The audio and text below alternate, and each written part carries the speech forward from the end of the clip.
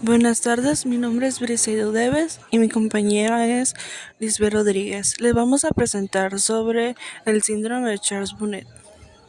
El síndrome de Charles-Bonnet es una condición neurológica que afecta principalmente a personas con pérdida significativa de visión, provocando alucinaciones visuales. Esto ocurre mayormente en personas mayores. Se caracteriza por la aparición de pseudoalucinaciones visuales complejas con pérdida parcial o total de la agudeza visual. Este fenómeno no está relacionado con trastornos mentales y puede ser interpretado y tratado como patología psiquiátrica. Fue descrito por primera vez en el siglo XVIII por el filósofo suizo Charles Bonnet, quien observó estas alucinaciones en su abuelo, un paciente de cataratas severas.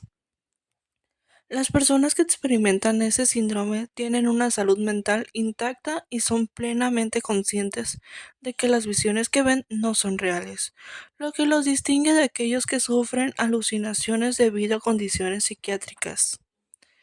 El síndrome destaca la complejidad del cerebro humano y su capacidad para adaptarse a la pérdida de sentidos. Aunque no es una condición ampliamente conocida, afecta a una parte significativa de la población con pérdida visual severa. El enigma visual del síndrome Charles-Bonnet. La primera descripción dada en 1769 cuando el filósofo naturalista y biólogo Charles Bonnet, en su escrito Ensayo analítico sobre las facultades del alma, relató la experiencia alucinatoria de su abuelo Charles, un anciano de 89 años de edad con deterioro visual agudo y progresivo secundario a cataratas. Tenía buen juicio y memoria. Percibía figuras masculinas, femeninas, pájaros, coches de construcciones, en el cual se aproximaban, se alejaban o huían. Disminuían y aumentaban de tamaño, aparecían, se desaparecían, los edificios se elevaban, los tapices de su apartamento cambiaban abruptamente y se convertían en cuadros que representaban paisajes. Su abuelo estaba consciente de que estas alucinaciones no eran reales. Años más tarde, Charles Bonnet, con cataratas y con una disminución idiopática de la agudeza visual que padecía desde los 24 años de edad, describió sus propias experiencias alucinatorias que miraba al igual que su abuelo. Alucinaciones sin locura. Como ya lo mencioné anteriormente, el síndrome de Charles-Bonnet es una condición neurológica que se manifiesta en personas con pérdida significativa de visión, provocando alucinaciones visuales detalladas y complejas. Aunque no está relacionado con trastornos mentales, es una respuesta del cerebro a la falta de estímulos visuales. Ahora les voy a hablar sobre la fisiopatología. Hay diferentes teorías que se han propuesto para explicar el origen de las pseudoalucinaciones en el síndrome. Sin embargo, ninguna se considera totalmente satisfactoria. Pueden ser complementarias entre sí dependiendo de la situación individual de cada paciente. Existe una gran controversia acerca de si las alteraciones sensoperceptivas son la manifestación de una enfermedad como tal o son simplemente la consecuencia del deterioro visual causado por la edad. Lo que sí es claro es la relación directa entre la disminución de la agudeza visual y las pseudoalucinaciones. En condiciones normales, la corteza visual, ubicada anatómicamente en el lóbulo occipital, es la encargada de la percepción de los estímulos visuales. Está conformado por el área visual primaria, área 17 de Brodmann, donde se procesan inicialmente las percepciones visuales de forma directa y simple, y por el área secundaria o de asociación, área 18 y 19 de Brodmann, que posee conexiones con la corteza parietal, prefrontal, temporal medial, así como la amígdala, el hipocampo y el tálamo, y donde se lleva a cabo la percepción más especializada como el reconocimiento de rostros, colores, movimiento, interpretación subjetiva, valencia emocional, relación con experiencias pasadas, entre otras funciones. Las pseudoalucinaciones, percepciones sin estímulo, se producen en la corteza visual y su contenido varía dependiendo el área cortical de donde se originen. Cuando se presenta una pérdida de la agudeza visual, condición necesaria para el síndrome de Charles-Bonnet, la estimulación de la corteza visual desde la retina disminuye. No desaparece completamente la actividad neuronal como ocurre en el caso de la ceguera. Se produce el llamado proceso de desafrentación, cuya consecuencia es la hiperexcitabilidad de una zona específica.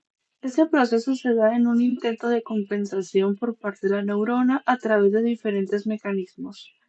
Debido a la escasa disminución cortical, la simnasia se convierte en un proceso poco activo que hace que se produzcan cambios compensatorios anatómicos y fisiológicos de la neurona. En el nivel postsináptico aumenta el número de receptores en la superficie, lo cual permite una mayor capacidad de respuesta ante cualquier estímulo.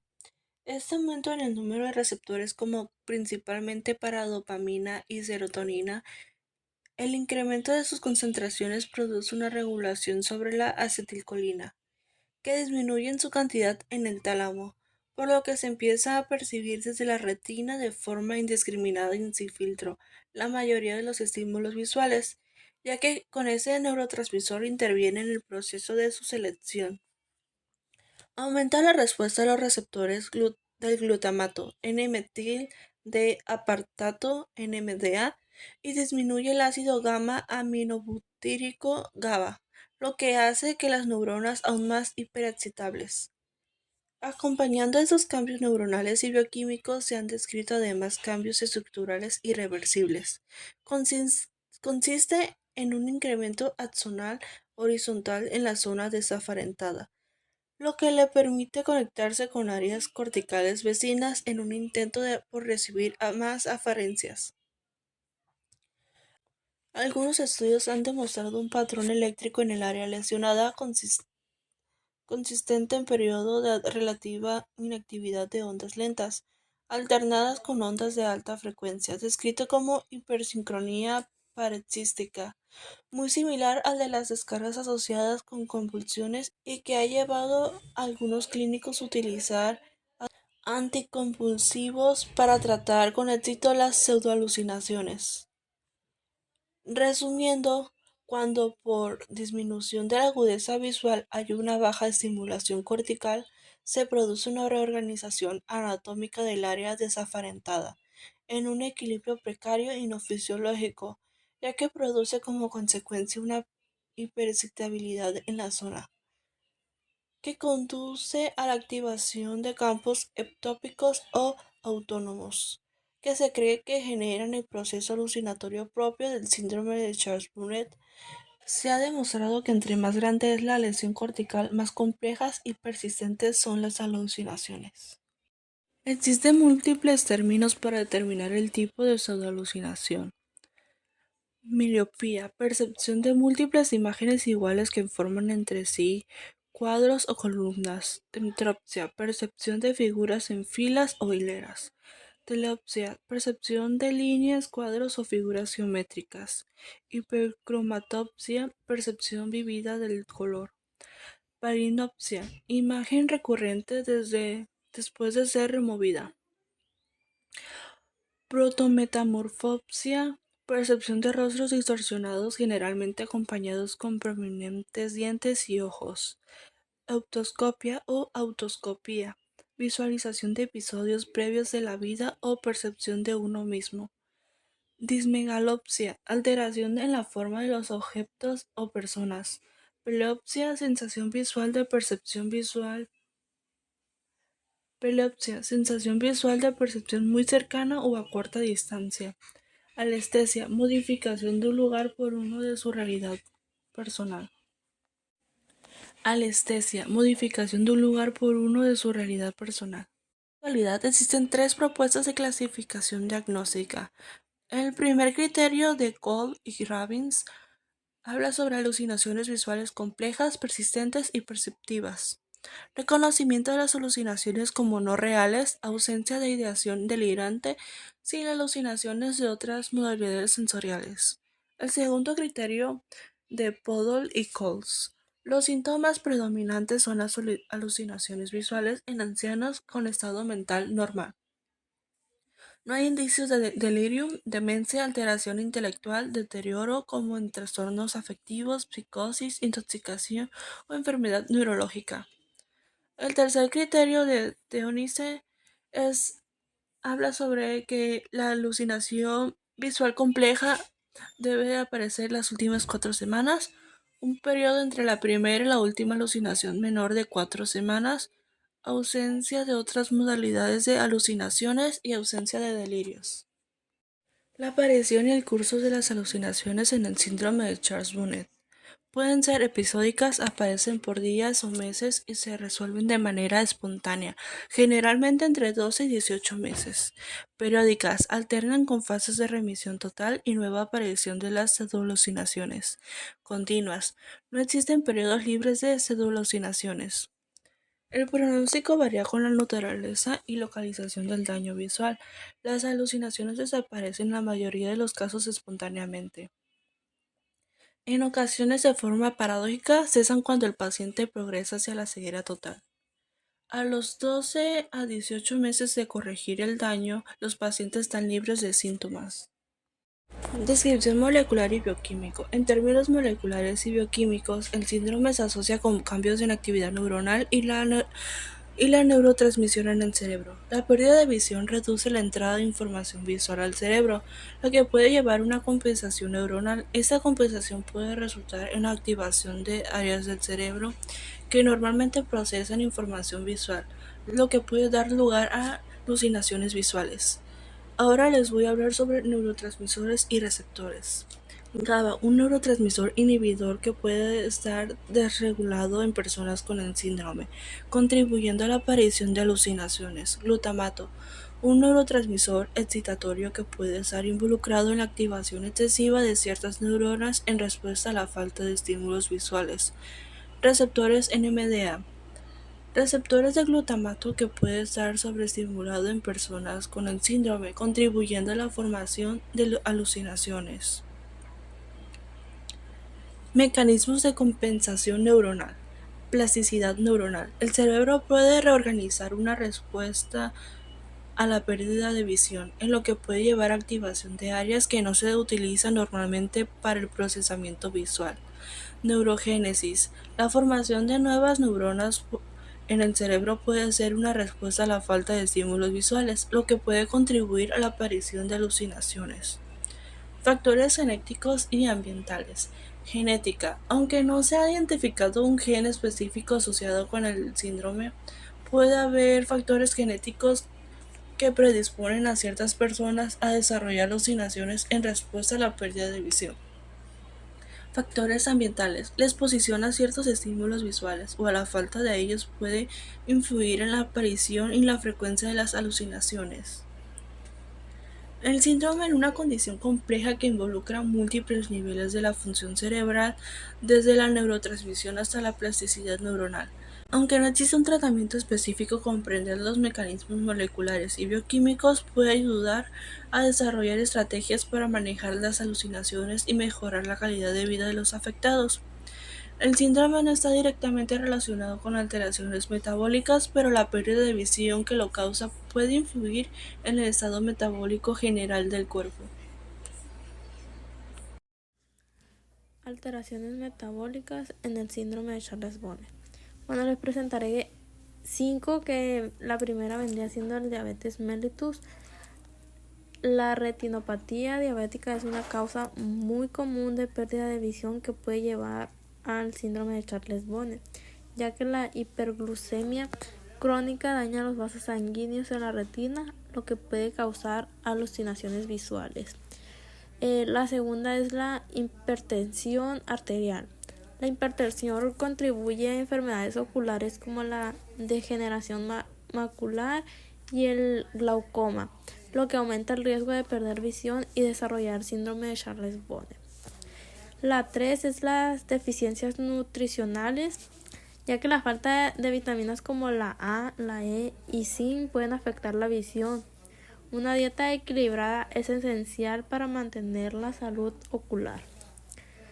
4 es el metabolismo de la glucosa. Las alteraciones en el metabolismo de la glucosa en personas con diabetes pueden provocar complicaciones oculares. Mantener los niveles de glucosa bajo control es clave para prevenir la progresión de retinopatía diabética. Y por último, el número 5 es el estado inflamatorio. La inflamación crónica deriva de condiciones metabólicas como la obesidad y la diabetes. Afectan la visión y pueden contribuir al síndrome de Charles-Bonnet. Biomarcadores clave y su relevancia diagnóstica. No existen biomarcadores específicos para el diagnóstico del síndrome de Charles-Bonnet, pero los estudios de neuroimagen como la resonancia magnética funcional o la tomografía por emisión de positrones podrían ayudar a identificar alteraciones cerebrales en pacientes con síndrome de Charles-Bonnet.